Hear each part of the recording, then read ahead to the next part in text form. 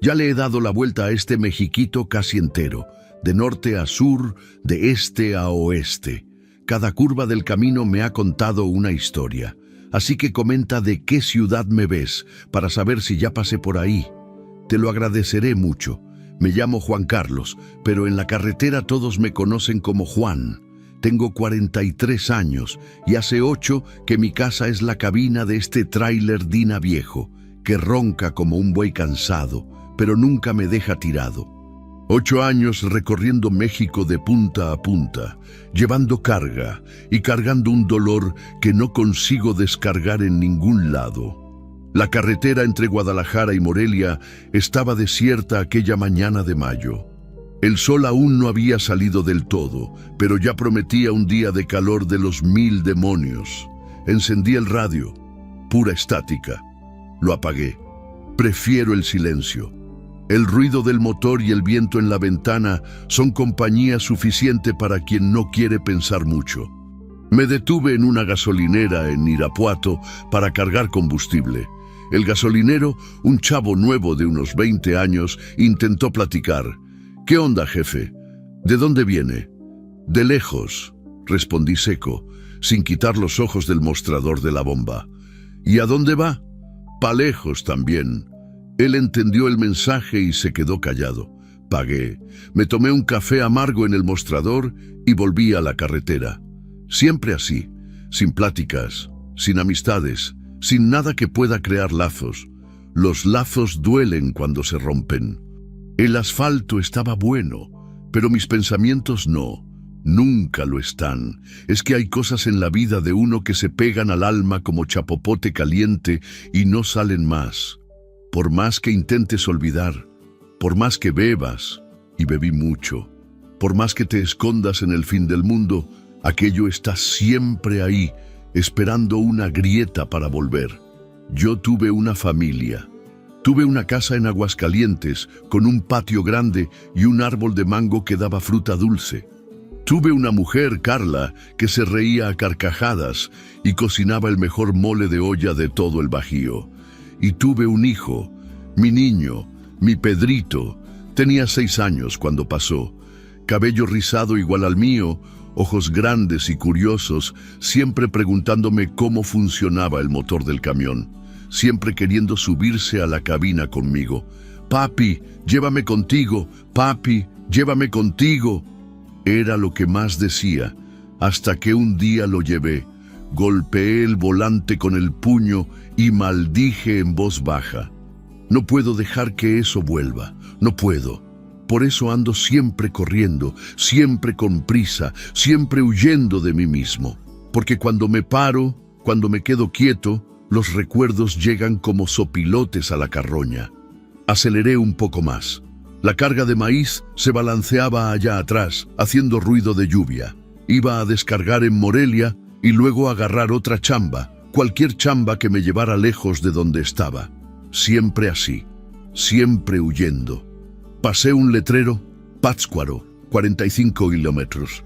Conocía esa región. Había una fonda ahí adelante, un restaurante de carretera donde servían una comida corrida decente. Mi estómago rugió. No comía nada desde ayer, pero aún con hambre pensé en seguir de largo. No me gustan los lugares con mucha gente. No me gusta el ruido. Y principalmente no me gustan los niños. ¡Ay, los niños! Ese es mi mayor problema. No consigo mirar a un niño sin sentir una cosa fea en el pecho. Un apretón que me quita el aire. Por eso evito parques, escuelas, cualquier lugar donde ellos puedan estar. En la carretera es más fácil. Aquí solo hay adultos. Solo hay gente grande, solo hay personas que no me recuerdan.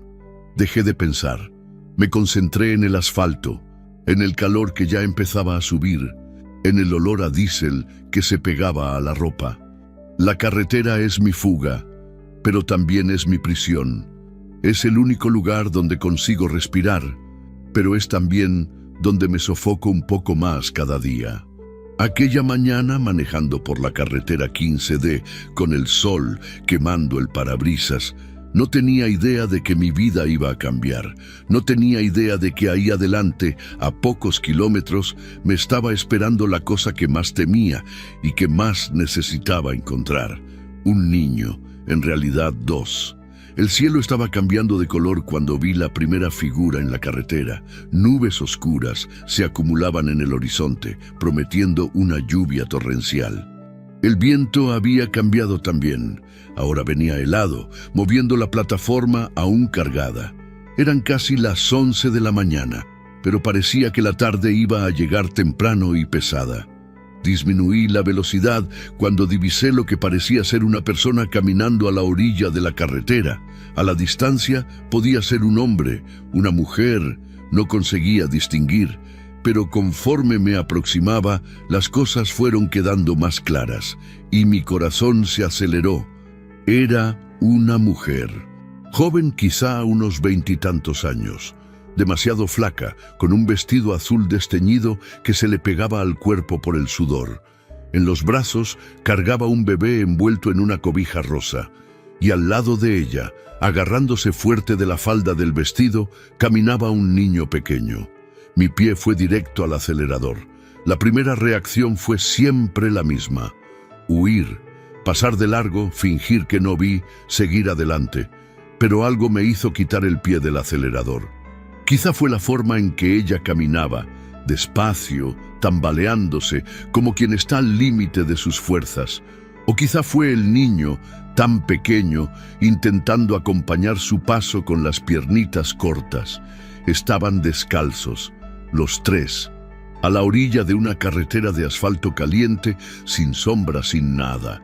Detuve el camión unos 50 metros adelante y me quedé ahí, con el motor encendido, las manos temblando en el volante. Miré por el retrovisor. Ella se había detenido también y me miraba. Aún a la distancia, se podía ver el desespero en sus ojos. El bebé en los brazos parecía llorando. Ella lo balanceaba de un lado para otro intentando calmarlo. Me quedé ahí parado por unos 2 minutos, 2 eternidades. Dentro de mi cabeza, 2 voces peleaban. Una decía: sigue adelante, Juan, no es problema tuyo. Tú no puedes involucrarte con niños, ya lo sabes. La otra decía: ella necesita ayuda, hombre. Mira el estado en que están. No puedes dejar a una mujer con 2 niños en la carretera así. El bebé lloraba más alto ahora. Aún con las ventanas cerradas y el motor encendido, yo conseguía oír. Y aquel llanto, Dios mío, cómo aquel llanto me removía por dentro.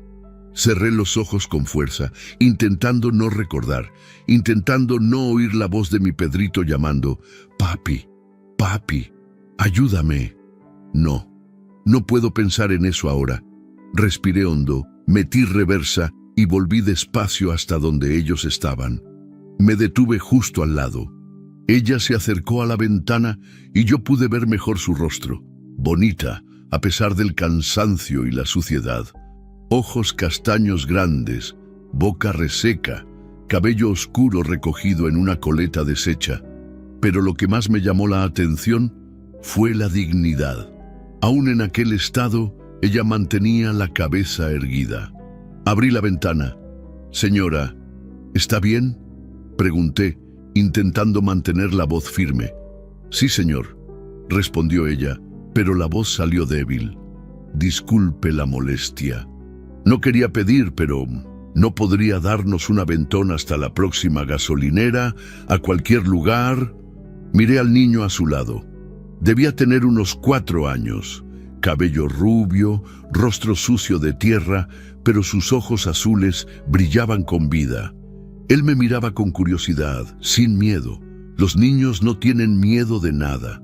No saben qué deberían tener. «¿A dónde van?», pregunté, aún reacio. «A cualquier lugar que esté lejos de aquí», ella respondió, y en su voz había una tristeza que yo conocía bien. La tristeza de quien está huyendo de algo. El bebé lloró más alto. Ella se acomodó la cobija, intentando proteger al niño del viento que comenzaba a arreciar. «¿Tiene nombre?», pregunté, señalando al bebé. «Es niño. Se llama Gabriel. Tiene 3 meses», ella respondió, y después señaló al niño mayor. Y este es Mateo. Mateo. El nombre me golpeó como un puñetazo. Pedrito tenía un amiguito llamado Mateo. Jugaban juntos en el patio, construían castillos de arena. «Señor, ¿está bien?». La voz de ella me trajo de vuelta. «Sí», mentí. «Suban. Los llevo hasta Morelia». Apagué el motor y bajé para ayudar. Ella me entregó al bebé por un instante mientras ayudaba al niño a subir a la cabina. Cuando Gabriel quedó en mis brazos, sentí las piernas flaquear. Hacía 8 años que no cargaba a un bebé. 8 años que no sentía aquel peso pequeño, aquella fragilidad toda dependiendo de mí. Él dejó de llorar y me miró. Ojos azules iguales a los del hermano. Pequeños, pero ya listos. Me sonrió. Una sonrisa chimuela, inocente, y en aquel momento algo dentro de mi pecho se resquebrajó. No se rompió, se resquebrajó, como un vidrio que aún no se ha caído, pero que cualquier vibración puede destrozar.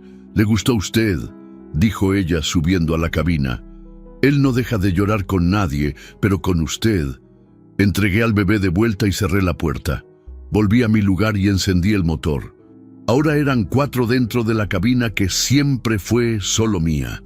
4 respiraciones, 4 latidos cardíacos. El espacio parecía haberse reducido a la mitad. «Gracias», dijo ella cuando comenzamos a avanzar. «Ya no sabía qué hacer».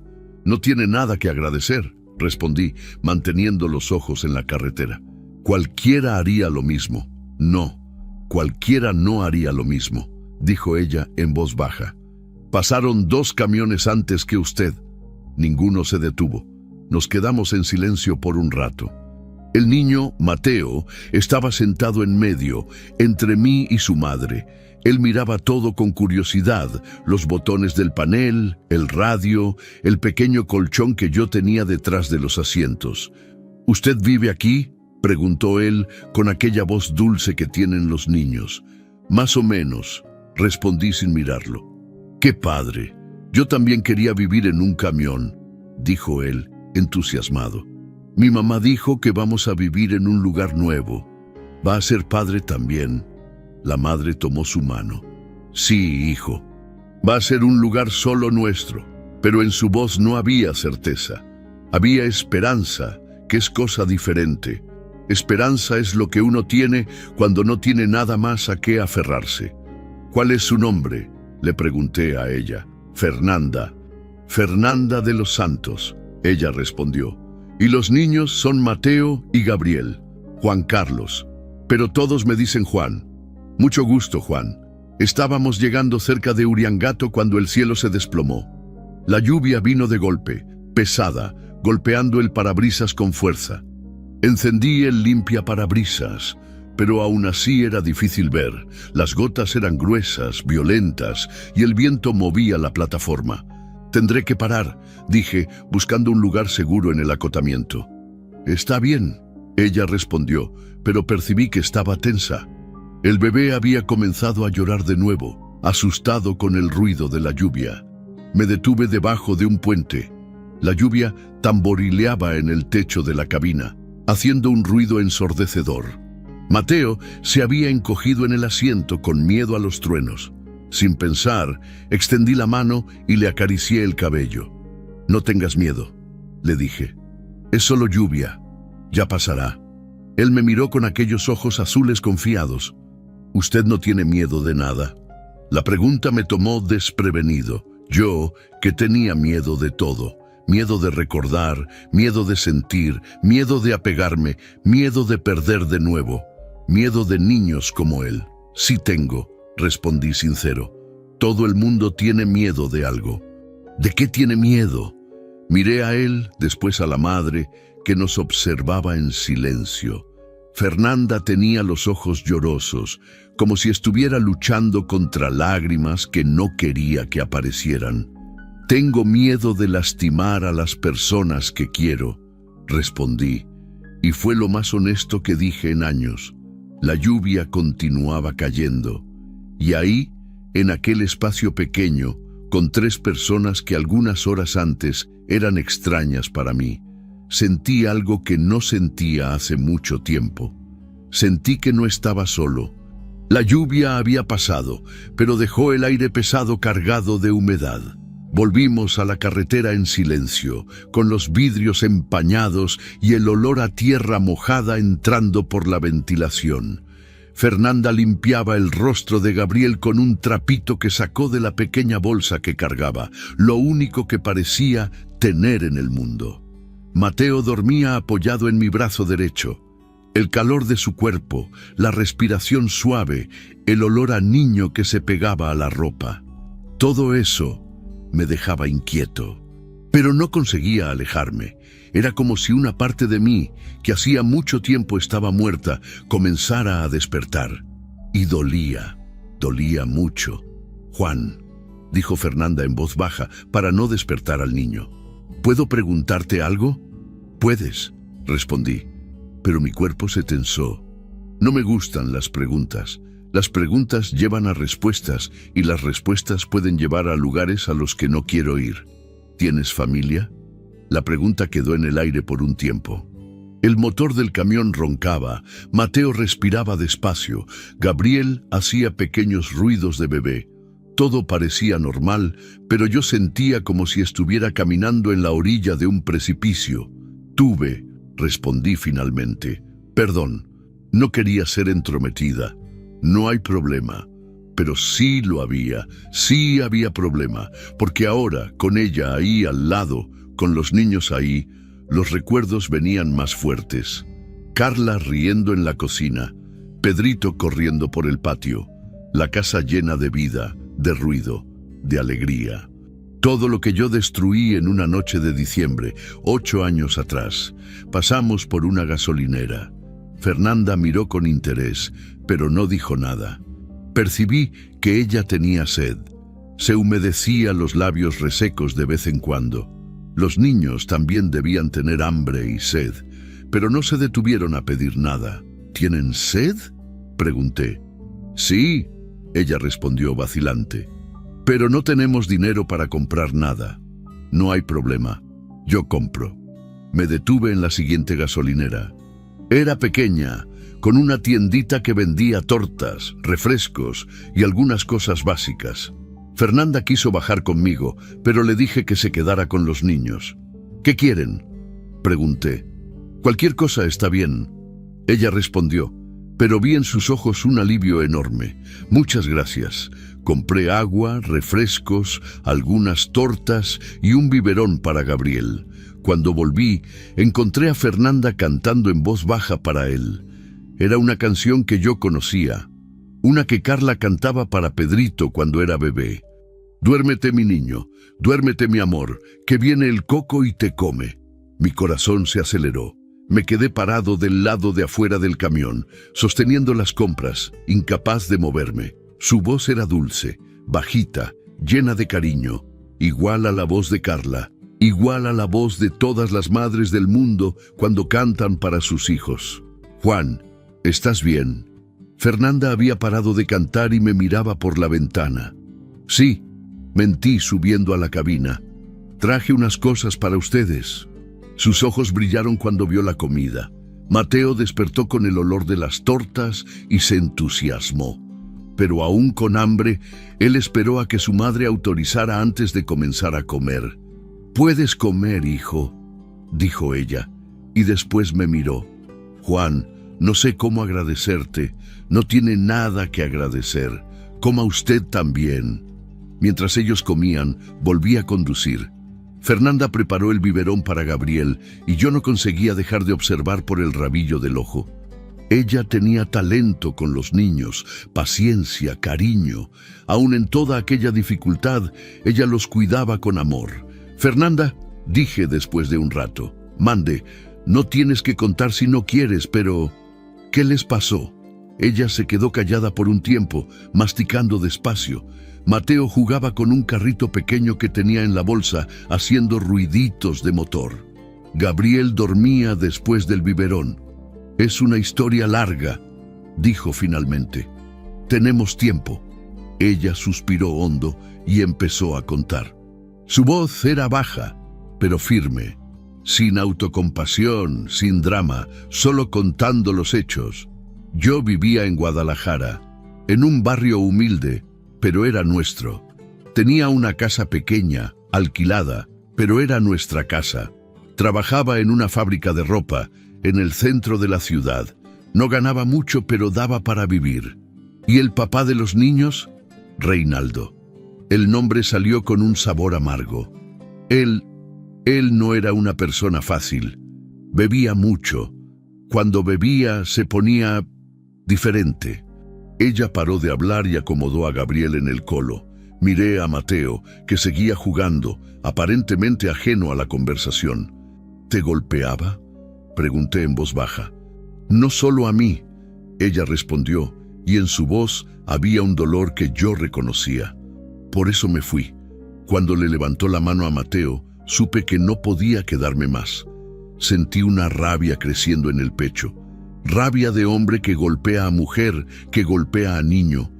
Rabia de gente que lastima a quien no puede defenderse. «Hiciste bien», dije yo. «¿Hice?», ella me miró. Me fui de casa con los niños, sin dinero, sin lugar a donde ir. Dormí 3 noches en la central camionera, hasta que la policía dijo que no podía quedarme más ahí.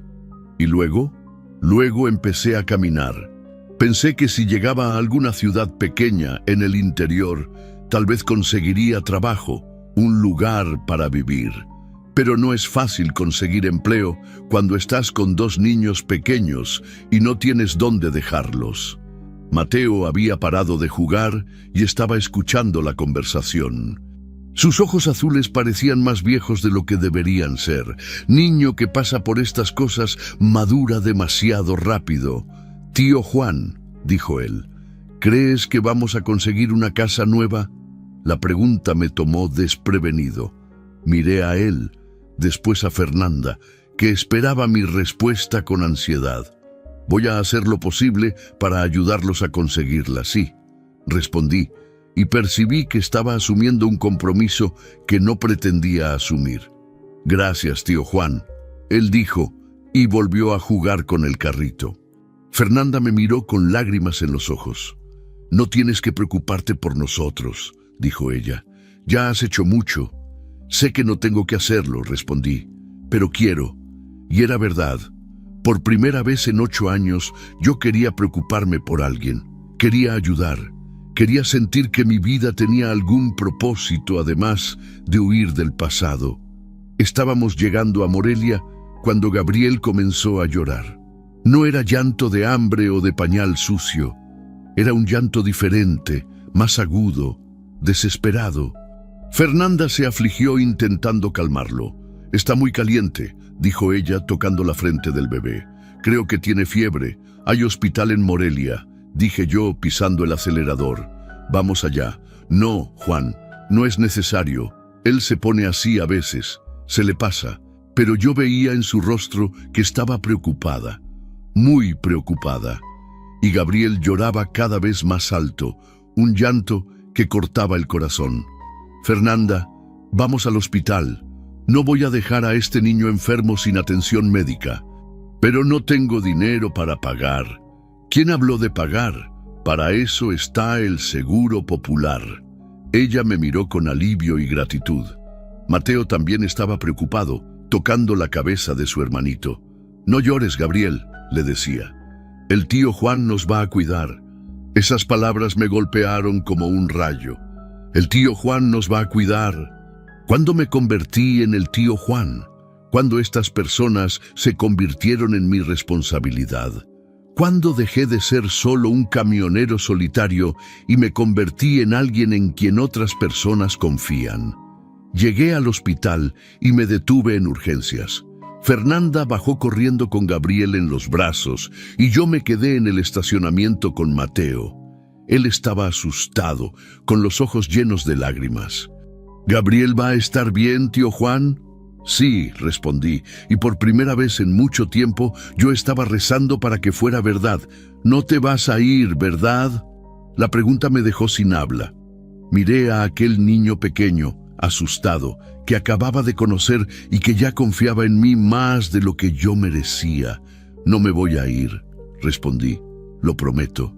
Y en aquel momento Supe que mi vida había cambiado para siempre, que ya no iba a poder huir, que estas 3 personas se habían convertido de alguna forma en mi familia, aunque yo no supiera aún cómo lidiar con eso.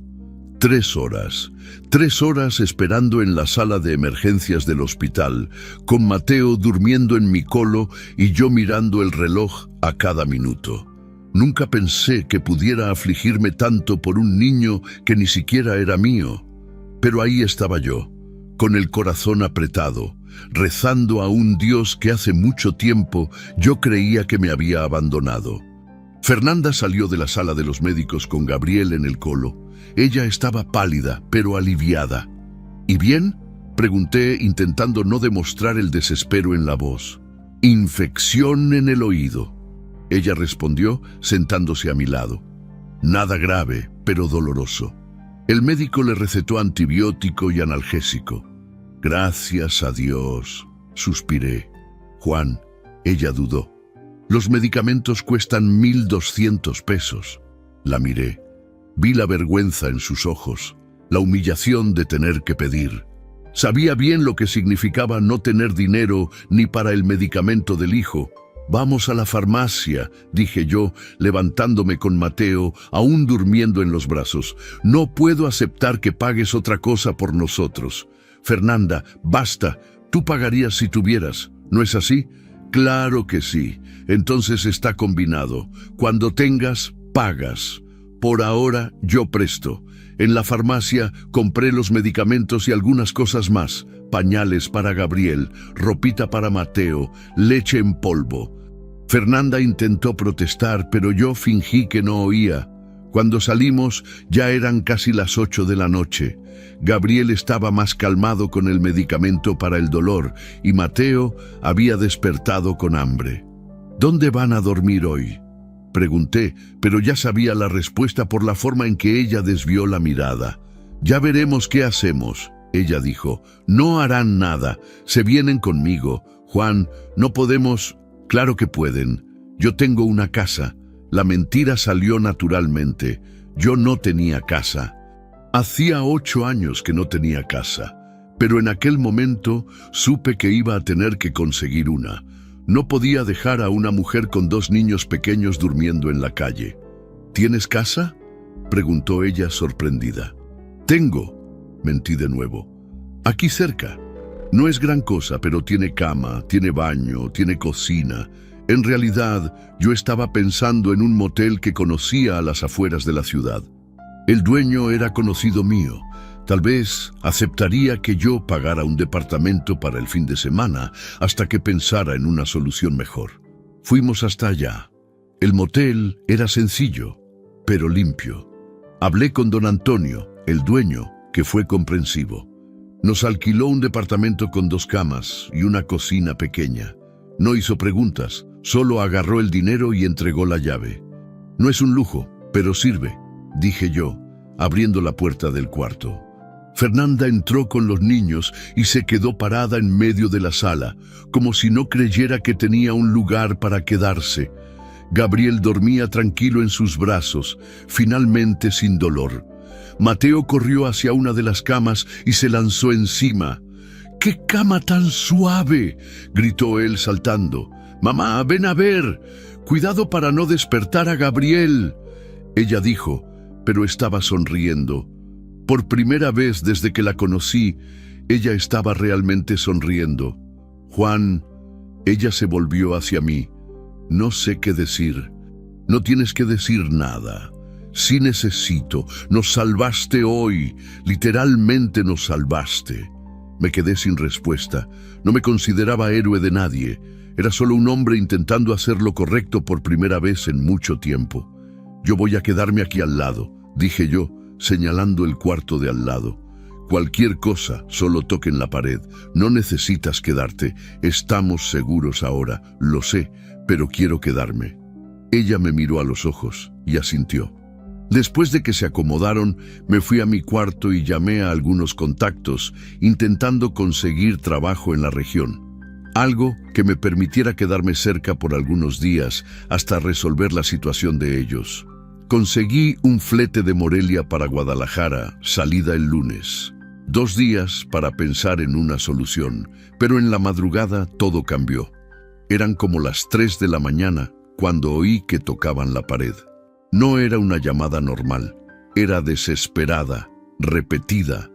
Me levanté de un salto y corrí hacia su cuarto. Fernanda estaba en pánico. Gabriel ardía en fiebre de nuevo, mucho peor que antes. Él temblaba, los ojitos revirados, la respiración agitada. «Juan, está muy mal», ella gritaba llorando. «Muy mal». Tomé a Gabriel en brazos, él estaba hirviendo, el cuerpecito pequeño temblando como una hoja. Mateo había despertado y lloraba asustado en la esquina de la cama. «Vamos al hospital», dije yo. «Ahora». Corrí hacia el estacionamiento con Gabriel en brazos, Fernanda y Mateo atrás. En el camino, el bebé tuvo una convulsión.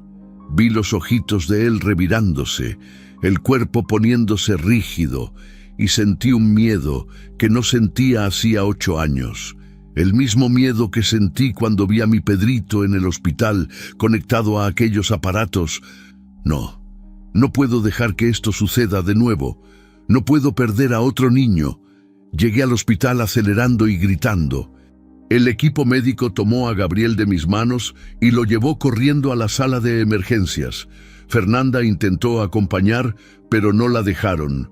Nos quedamos en la sala de espera. Fernanda lloraba desesperada, Mateo agarrado a ella. Yo andaba de un lado para otro, incapaz de quedarme parado. «Se va a morir, Juan». Ella sollozaba. «Mi bebé se va a morir». «No va a morir», dije yo, pero mi voz tembló. «No va a morir. ¿Y si muere? ¿Y si lo pierdo? No voy a aguantar, Juan. No voy a aguantar». Me senté a su lado y la abracé. Mateo se acurrucó en mí también, y ahí quedamos los 3, agarrados uno al otro, esperando noticias de Gabriel. Fue cuando entendí que no importaba hacía cuánto tiempo yo conocía a estas personas. No importaba que no fueran de mi sangre, ellos eran mi familia ahora. Y si algo le sucedía a Gabriel, una parte de mí iba a morir junto. «Tío Juan», dijo Mateo con la voz pequeña, «estás llorando». Pasé la mano por mi rostro. Era cierto. Lágrimas que yo no derramaba hacía 8 años estaban corriendo por mi rostro. «Sí», respondí, «a veces los adultos lloran también. Por Gabriel, por Gabriel». «¿Te gusta Gabriel, verdad, tío Juan?». La pregunta me dio en el pecho. Miré a aquel niño pequeño, con los ojos azules llenos de confianza en mí. «Sí», respondí, y fue la primera vez que lo admití en voz alta. «Me gusta mucho Gabriel, y tú también me gustas». Él sonrió y me abrazó más fuerte. 2 horas después, el médico salió de la sala. Era un hombre de unos 50 años, con cara cansada pero tranquila. «El bebé está estable», él dijo. «Fue una infección más fuerte de lo que imaginábamos, pero conseguimos controlarla. Va a quedar internado unos 2 días por precaución». Fernanda casi se desmaya de alivio. Yo sentí las piernas flaquear. «¿Puedo verlo?», ella preguntó. «Puede, pero solo la madre por ahora. Está en la unidad de cuidados intensivos pediátricos». Ella salió corriendo. Me quedé ahí con Mateo, que se había dormido en mi colo. Miré a aquel niño durmiendo tan confiado, tan inocente, y supe que mi vida había cambiado para siempre. Yo, que huía de los niños, ahora tenía 2 de ellos dependiendo de mí. Yo, que no conseguía apegarme a nada, ahora estaba completamente ligado a 3 personas que mal conocía. Y por primera vez en 8 años, eso no me asustaba. Me daba un propósito. Cuando Fernanda volvió, venía sonriendo. «Está bien», dijo ella, «durmiendo, pero bien». El médico dijo que fue solo un susto. «Gracias a Dios», suspiré. «Juan», ella se sentó a mi lado. «¿Puedo hacerte una pregunta?». «Puedes». «¿Por qué estás haciendo todo esto por nosotros?». La miré, después a Mateo durmiendo en mi colo. ¿Cómo explicar? ¿Cómo decir que por 8 años yo viví muerto por dentro y que ahora con ellos ahí yo me sentía vivo de nuevo? Porque ustedes me recuerdan que aún soy humano, respondí. Ella tomó mi mano y no dijo nada más. Nos quedamos ahí, en el silencio del hospital, esperando que amaneciera. Una familia improvisada, nacida del azar, pero real como cualquier otra. Y por primera vez en mucho tiempo, yo no quería estar en ningún lugar además de ahí. Gabriel fue dado de alta el domingo en la tarde. Cuando Fernanda salió del hospital con él en brazos, saludable y sonriendo, sentí un alivio tan grande que mis piernas temblaron. Mateo corrió a abrazar a su hermanito, diciendo cosas sin sentido que solo un niño dice, y Gabriel carcajeó. Una risa sabrosa de bebé que llenó mi pecho de una alegría que yo ya no recordaba cómo era. Pero ahora yo tenía un problema. ¿Qué hacer con ellos? Volvimos al motel, pero yo sabía que aquello no era una solución. No podía seguir pagando diario indefinidamente. Mi dinero no era infinito. Y más importante, ellos necesitaban un hogar de verdad, no un cuarto de motel. Aquella noche, después de que todos durmieron, me quedé en la terraza fumando un cigarrillo y pensando en algo que no hacía 8 años, en tener una casa, en tener una familia, en tener una vida que no fuera solo carretera y huida. El lunes por la mañana cancelé el flete para Guadalajara. Llamé al despachador e inventé que el camión se había descompuesto. Mentira, pero necesaria. Yo tenía cosas más importantes para resolver. Juan, no necesitabas cancelar el trabajo por nuestra causa, dijo Fernanda cuando le conté. No lo cancelé por ustedes, lo cancelé por mí, respondí, y era verdad. Hacía 8 años que yo solo trabajaba para huir de algo. Hoy quiero trabajar para construir algo. Salí a buscar casa. Morelia no era una ciudad pequeña, pero tampoco era la Ciudad de México. Tenía barrios humildes, con casas baratas para alquilar. Pasé toda la mañana recorriendo, mirando letreros de "se renta", anotando teléfonos. La primera casa que visité era muy pequeña. La segunda estaba en pésimo estado. La tercera costaba más de lo que yo podía pagar. Pero la cuarta era perfecta. Quedaba en un barrio llamado Villas del Pedregal, lejos del centro pero tranquilo. Casa sencilla, pero con 2 cuartos, sala, cocina y un patio pequeño. El alquiler cabía en mi presupuesto si yo hacía algunos fletes por mes. Nada de lujos, pero era un hogar. Quiero rentarla, le dije al propietario, don Geraldo, un señor de unos 60 años. ¿Tienes familia?, él preguntó. Tengo, respondí sin dudar. Esposa y 2 hijos pequeños. Otra mentira. Pero qué mal hacía. En mi corazón, ellos ya eran mi familia de todos modos. Firmé el contrato, pagué el depósito y el primer mes. Tomé la llave y volví al motel con el corazón latiendo con fuerza. No sabía cómo iban a reaccionar. No sabía si Fernanda iba a aceptar. No sabía si estaba haciendo lo correcto. Cuando entré al cuarto, encontré a Fernanda bañando a Gabriel en una tina que había improvisado. Mateo jugaba en el suelo con unos muñecos que ella había hecho con papel. Aquella escena simple, doméstica, me golpeó como un balde de agua fría. Era así como debería ser una familia. Era así como yo quería que fuera. Fernanda, dije yo, necesito hablar con ustedes. Ella terminó de secar a Gabriel y se sentó en la cama. Mateo largó los juguetes y vino a sentarse a mi lado. Alquilé una casa, dije yo sin rodeos. ¿Cómo así? ¿Una casa? Para que ustedes vivan, Juan. Ella comenzó, pero yo interrumpí. Déjame terminar. Alquilé una casa porque ustedes necesitan un lugar donde quedarse. Es pequeña, sencilla, pero es un hogar de verdad. Con un patio para que Mateo juegue, con un cuarto para que Gabriel duerma tranquilo. Ustedes no pagan nada, yo pago la renta. No puedo aceptar eso, dijo ella sacudiendo la cabeza. Ya es demasiado lo que has hecho. ¿Por qué no puedes? Porque no está bien. Apenas me conoces, apenas nos conocemos. ¿Y qué? ¿Cómo así? ¿Y qué? Respiré hondo. Había llegado la hora de decir la verdad. Fernanda, hace 8 años que vivo muerto por dentro. 8 años que no siento nada además de culpa y dolor. Cuando los encontré en la carretera, algo dentro de mí despertó.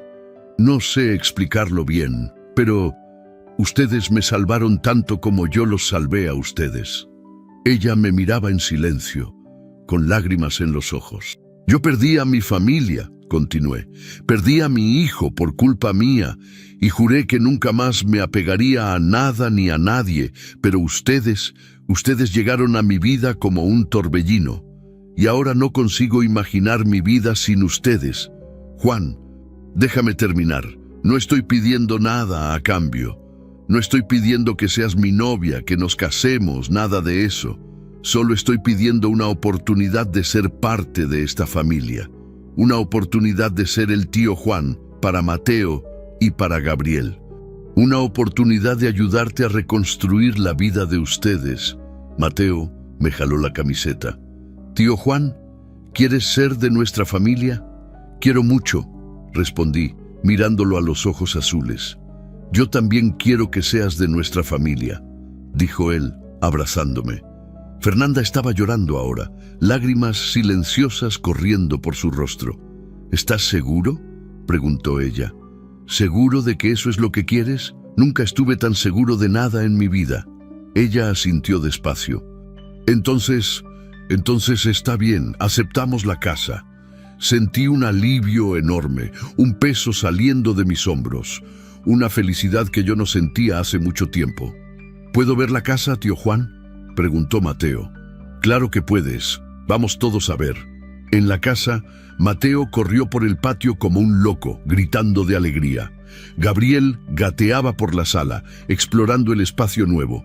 Fernanda andaba por los cuartos en silencio, tocando las paredes, las ventanas, como si no creyera que aquello era real.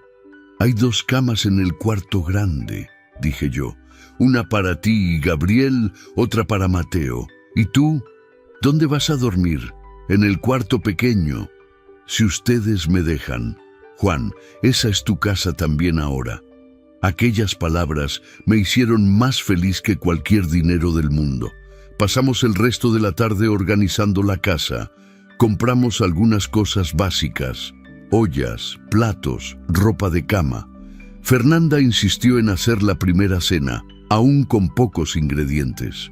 No es gran cosa, dijo ella sirviendo arroz, frijoles y huevo frito. Está perfecto, respondí, y era verdad. Hacía 8 años que yo no comía una comida hecha en casa, en una mesa de familia. Después de la cena, bañamos a los niños y los acostamos. Mateo quería que yo le contara una historia, entonces inventé una sobre un camionero que viajaba por México ayudando personas. Él durmió sonriendo. Gabriel también durmió tranquilo, en la cuna improvisada que hicimos con una caja y unas cobijas. Fernanda y yo nos quedamos en la sala, tomando café y conversando en voz baja. Juan, dijo ella, ¿puedo preguntarte algo? Claro. ¿Qué pasó con tu hijo? La pregunta que yo sabía que iba a llegar. La pregunta que yo temía, pero que sabía que necesitaba responder. Si íbamos a ser una familia, ella tenía derecho de saber la verdad. Se llamaba Pedro. Comencé, y solo de hablar su nombre, mi voz tembló. Pedrito. Tenía 6 años. Paré, respiré hondo, junté coraje. Yo bebía mucho en aquella época, mucho mismo, y una noche él quería ir conmigo en un viaje. Se quedó pidiendo. Mi esposa dijo que no, que él era muy pequeño, pero yo estaba borracho y pensé que sería padre llevarlo. Fernanda me oía en silencio. En medio del viaje me dormí al volante, solo 1 segundo, pero fue suficiente. El camión se volcó. Yo salí solo con algunos rasguños. No conseguí continuar. Las lágrimas vinieron con fuerza. No resistió. Terminé. Murió en el acto. Fernanda tomó mi mano. Mi esposa nunca me perdonó. Y ella tenía razón. Yo no merecía perdón. Destruí mi familia. Maté a mi propio hijo. Juan, no hables así. Es la verdad, Fernanda. Por eso yo huía de los niños. Por eso yo vivía en la carretera. Porque yo no merecía tener una familia de nuevo. Y ahora yo creo que tal vez Dios me está dando una segunda oportunidad. Con ustedes. Ella apretó mi mano más fuerte. Juan, todo el mundo merece una segunda oportunidad. Todo el mundo merece perdón. Inclusive tú mismo. Aquella noche, por primera vez en 8 años, yo dormí en paz, en una casa, con una familia, con un propósito. Desde mi cuarto podía oír la respiración tranquila de los niños en el cuarto de al lado. Y por primera vez, en vez de asombrarme, aquellos sonidos me daban paz. Yo estaba en casa. Los primeros días en la casa nueva fueron como un sueño. Despertar en la mañana y oír a Gabriel balbuceando en la cuna, Mateo corriendo por el patio, Fernanda canturreando en la cocina, eran sonidos que yo pensé que nunca más iba a querer oír, pero que ahora me llenaban de una paz que yo no conocía. Pero la realidad tiene una forma cruel de recordarnos que la vida no es solo alegría. En la segunda semana, mientras yo estaba organizando mis documentos para buscar trabajo en la región, Fernanda recibió una llamada en el teléfono público de la esquina. Cuando ella volvió, estaba pálida como un papel. Era mi hermana, dijo ella, la voz temblorosa, de Guadalajara. ¿Qué pasó?, pregunté, ya sintiendo que no eran buenas noticias. Reinaldo nos está buscando. Él puso una denuncia en la policía. Sentí la sangre helarse en las venas. ¿Denuncia? ¿Cómo así denuncia? Aquellos niños eran hijos de ella. Pero él no puede hacer eso. Los niños son tuyos. Legalmente son de los dos, ella explicó, sentándose en la mesa de la cocina con las manos temblando. Nosotros nunca nos separamos oficialmente. En el papel, nosotros aún estamos casados. ¿Y luego? ¿Qué significa eso? Significa que si la policía me encuentra, ellos van a llevarse a los niños de vuelta con él. El mundo pareció derrumbarse en mi cabeza. Imaginar a aquellos niños volviendo a un hombre violento, al ambiente que Fernanda había descrito, era inaceptable. Eso no va a suceder, dije yo, con una firmeza que ni yo sabía que tenía. No voy a dejar. Juan, tú no entiendes. Si ellos descubren dónde estamos, no van a descubrirlo. ¿Cómo puedes estar seguro? Miré a ella, después a Mateo, que jugaba en el patio sin saber nada, a Gabriel, que dormía tranquilo en su colo, porque no voy a dejar que lo descubran. Aquella tarde, mientras los niños dormían, Fernanda y yo conversamos sobre todas las posibilidades. Ella estaba desesperada, hablando en huir de nuevo, en tomar a los niños y desaparecer. Pero yo tenía una idea mejor. Fernanda, necesitas separarte de él oficialmente, pedir una orden de protección, probar en la justicia que él es violento. ¿Crees que es fácil? Él nunca dejó una marca visible, y cuando la dejó me avergoncé de denunciar. Pero tienes vecinos que vieron, ¿no es así? Gente que sabía. Tal vez, pero eso significa volver a Guadalajara. ¿Y si él me encuentra antes? No vas sola. Yo voy contigo. Ella me miró espantada. Juan, tú no puedes dejar tu vida por nuestra causa. ¿Qué vida, Fernanda? Hasta hace 2 semanas yo no tenía vida. Solo tenía huida. Ahora yo tengo una familia que proteger. La palabra familia sonó natural en mis labios. Y era eso mismo lo que ellos eran para mí ahora, tío Juan. Mateo había despertado de la siesta y vino a la sala. ¿Vamos a viajar de nuevo? ¿Cómo explicarle a un niño de 4 años que tal vez tuviera que volver con el padre que lo golpeaba? ¿Cómo decir que el mundo a veces es injusto con quien no lo merece? Tal vez tengamos que viajar, sí, respondí, tomándolo en brazos. Pero va a ser diferente esta vez. Vamos juntos, como una familia. Tú prometiste que no te ibas a ir, dijo él, con aquellos ojos azules llenos de confianza. Y yo no me voy a ir. Donde ustedes vayan, yo voy junto. Aquella noche, después de que los niños durmieron, Fernanda y yo nos quedamos hasta tarde planeando.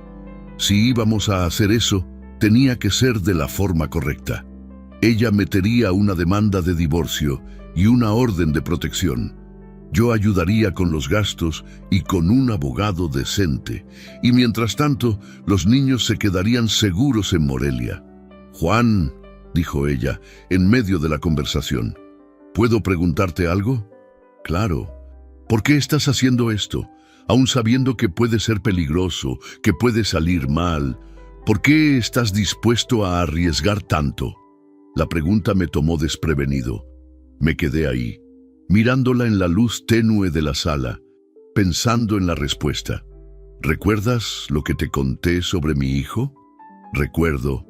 «Pues bien, yo pasé 8 años de mi vida creyendo que no merecía una segunda oportunidad, que no merecía ser feliz de nuevo, que no merecía tener una familia. Paré, respiré hondo. Pero ustedes me mostraron que todo el mundo merece una segunda oportunidad, hasta yo. Ahora, ¿cómo voy a negarles esa misma oportunidad a ustedes?» Ella tomó mi mano. «¿Y si sale mal? ¿Y si perdemos? Entonces, al menos vamos a saber que luchamos, que lo intentamos». 3 días después, recibimos una visita que cambió todo. Yo estaba en el patio arreglando un grifo cuando oí el timbre. Fernanda fue a abrir, y luego oí voces alteradas. Salí corriendo a la sala y me topé con 2 policías militares. «¿Usted es Juan Carlos?», preguntó uno de ellos, un hombre alto de unos 40 años. «Soy». «¿Cuál es el problema?» «Necesitamos hablar con la señora Fernanda de los Santos. Recibimos una denuncia». Mi corazón se aceleró. Fernanda estaba pálida, sosteniendo a Gabriel en brazos. Mateo se escondió detrás de mis piernas. «¿Qué tipo de denuncia?», pregunté. «Secuestro de menores», respondió el policía. «El padre de los niños puso una denuncia en Guadalajara». «¿Secuestro?», fingí sorpresa. «¿De qué están hablando?» «El señor Reinaldo de los Santos alega que su esposa huyó con sus hijos sin autorización». «Espere ahí», dije yo, intentando mantener la calma. «¿Quiere decir que una madre no puede viajar con sus propios hijos?» «Puede, desde que tenga autorización del padre, en caso de padres separados». «Ellos no están separados», interrumpió Fernanda, la voz temblorosa pero firme. «Aún estamos casados legalmente». Los policías se miraron entre sí. «Aún así, señora, el señor alega que usted desapareció con los niños hace más de un mes. Eso se configura como una mujer huyendo de un marido violento». Yo interrumpí, perdiendo la paciencia.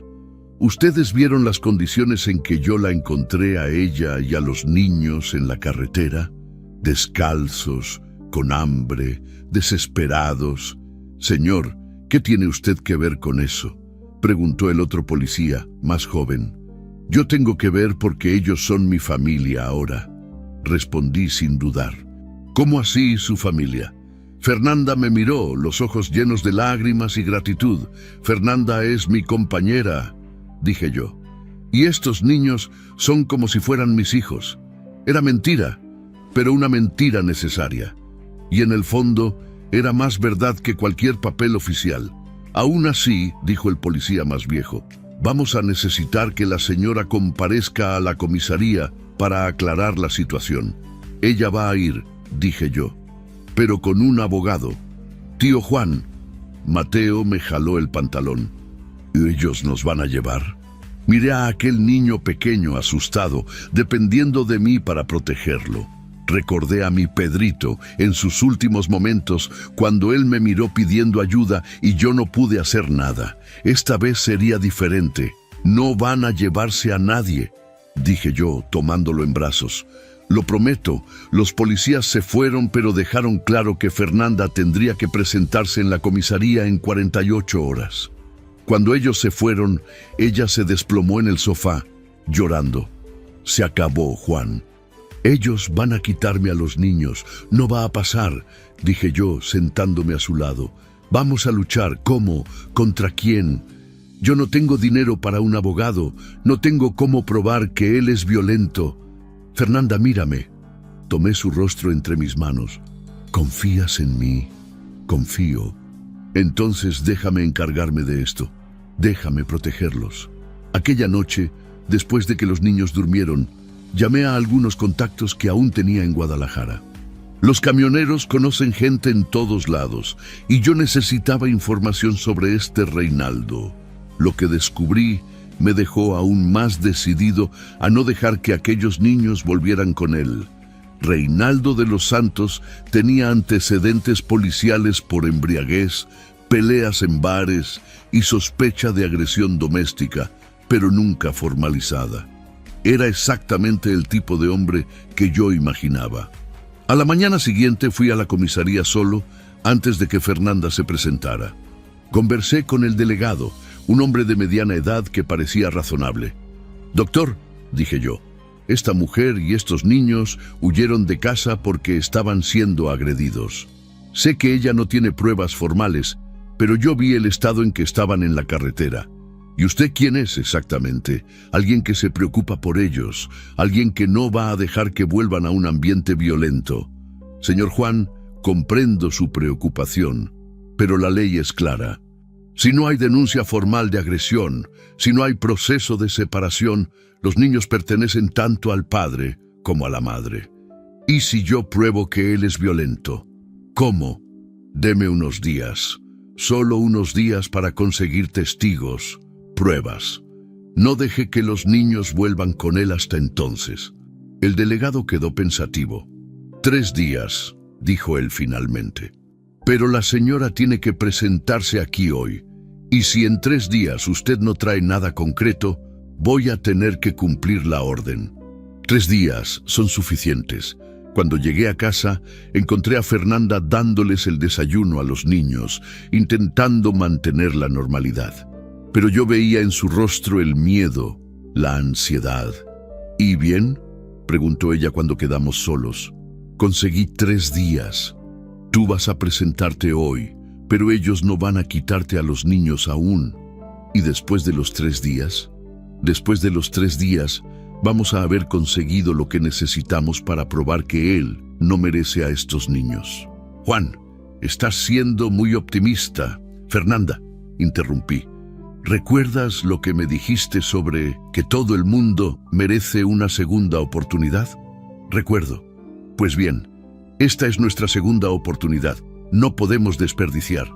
Aquella tarde, mientras Fernanda estaba en la comisaría, me quedé en casa con los niños. Mateo estaba más pegado que de costumbre. No se apartaba de mi lado. Gabriel lloraba más que de costumbre también. Los niños sienten cuando la tensión está en el aire.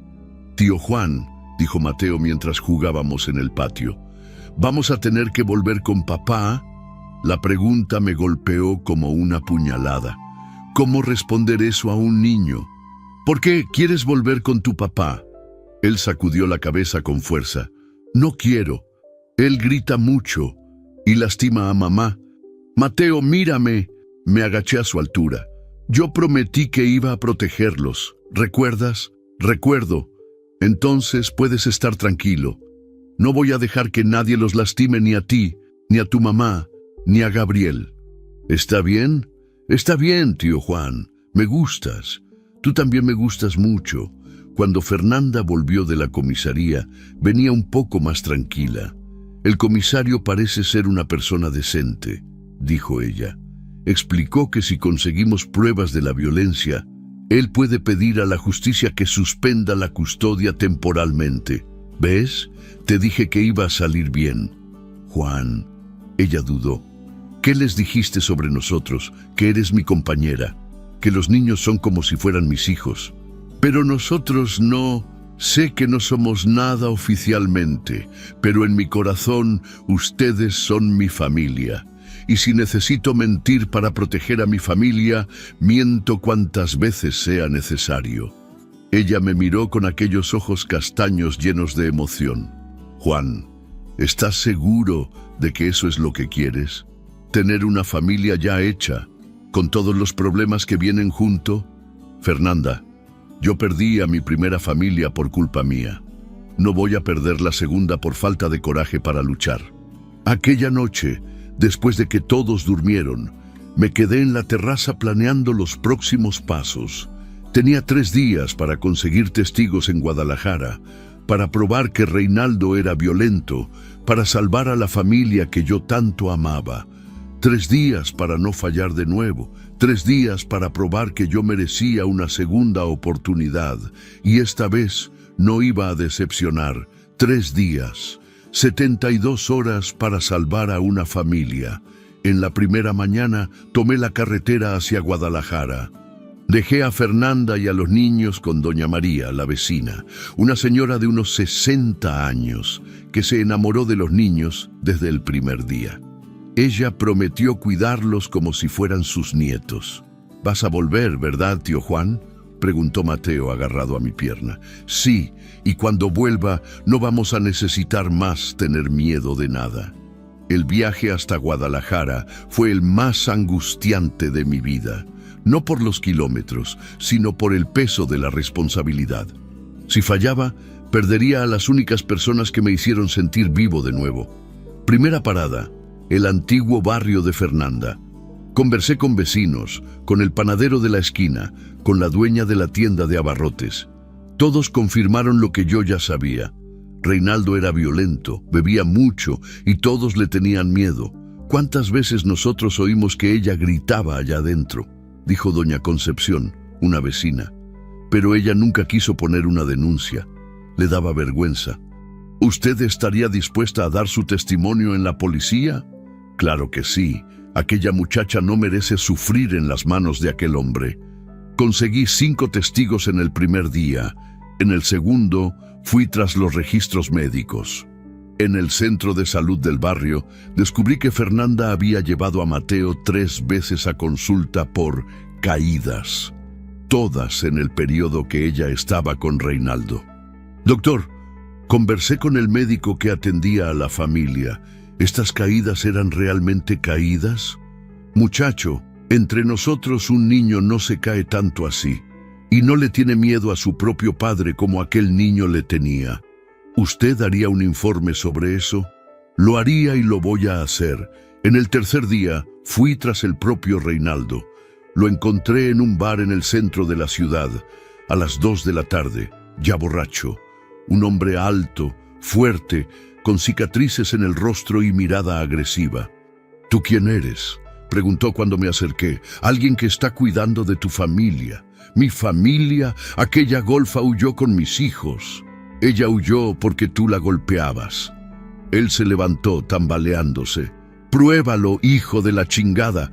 Prueba que yo la golpeaba. Lo voy a probar en la justicia». Él avanzó hacia mí, pero tropezó en su propia pierna.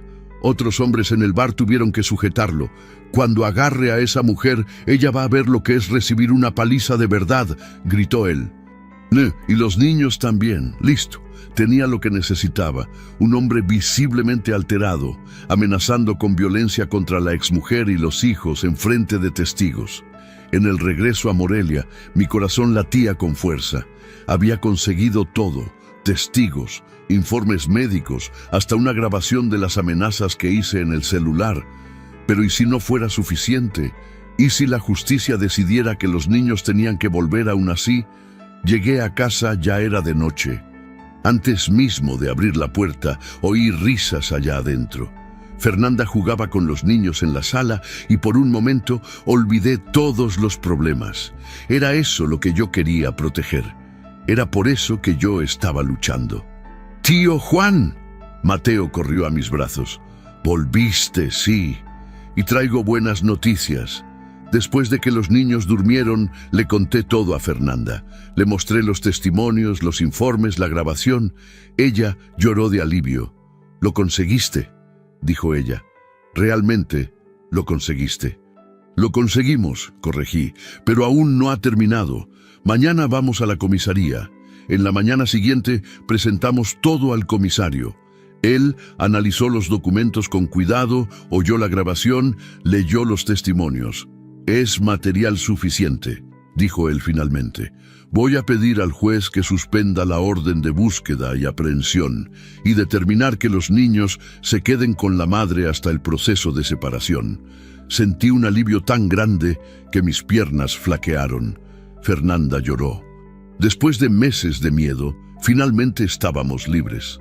Pero la mejor sorpresa vino 3 semanas después. Fernanda había conseguido un empleo en una tienda de ropa en el centro de Morelia. Yo estaba haciendo fletes regionales, siempre volviendo a casa en el mismo día. Los niños estaban felices, saludables, seguros.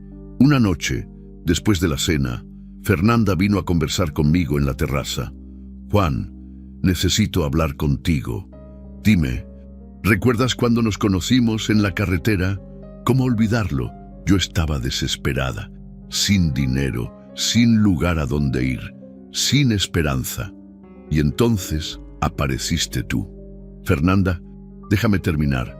Tú nos salvaste aquel día, pero yo creo que nosotros te salvamos también. Ella tenía razón, completamente cierta.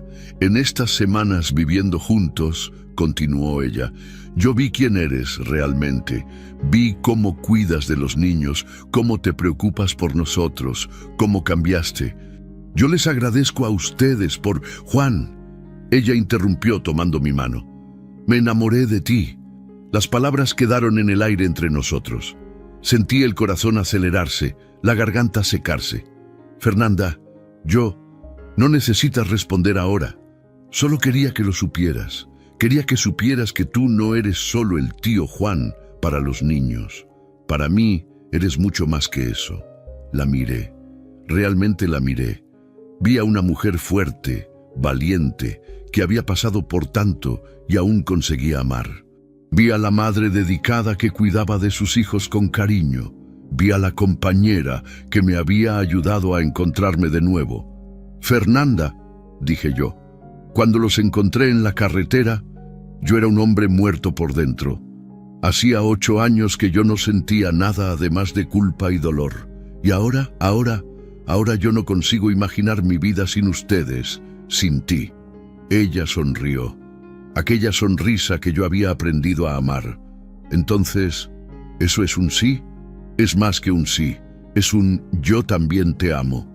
Nos besamos ahí en la terraza, con el sonido de las chicharras y el olor a lluvia en el aire. Fue el primer beso que yo di en 8 años. Y fue perfecto. 6 meses después, estábamos casados. La ceremonia fue sencilla, en el registro civil, solo con doña María como testigo. Mateo cargó los anillos en un platito que la maestra de la escuela le ayudó a hacer. Gabriel estaba en los brazos de Fernanda, riendo y aplaudiendo durante la ceremonia. Aquella noche, en nuestra casa, porque ahora era realmente nuestra casa, después de que los niños durmieron, nos quedamos en la sala conversando sobre el futuro.